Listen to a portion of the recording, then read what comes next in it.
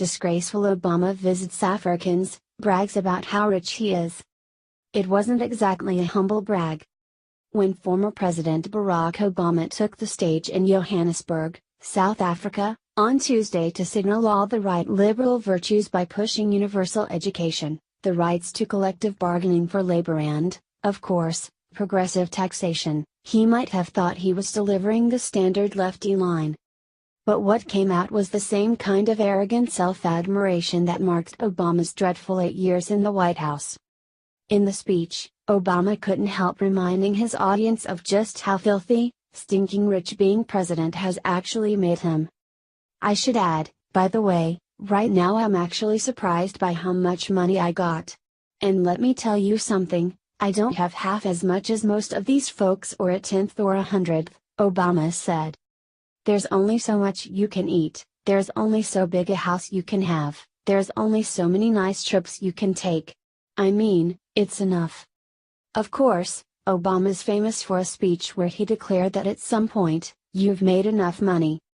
But when he gave that speech in April 2010, Obama hadn't even glimpsed at the riches that holding the American presidency was going to mean for him. By 2017, according to Forbes, Obama had made about $15.6 million from the combined sales of his two books, Dreams from My Father and The Audacity of Hope, both of which predated his time in the White House.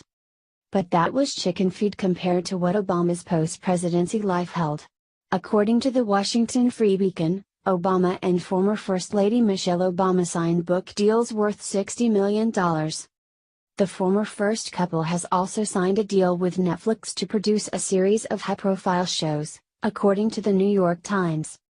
While the amount of the deal hasn't been released, the Times noted that just before bringing on the Obamas, Netflix had signed a 5-year deal with writer and producer Ryan Murphy worth $300 million. Even if it's not quite that high, it's safe to say the Obamas will be making more by producing propaganda for Netflix than the former president's paltry $207,800 annual pension. And then there are the massive speaking fees Obama continues to rake in as well, speaking fees that are due solely to the fact that he is a former president. The hyper-partisan American media might be aflutter over President Donald Trump's performance at Monday's summit in Helsinki, but it's going to ignore its favorite former president bragging about how very wealthy he's become as a result of his time in the White House.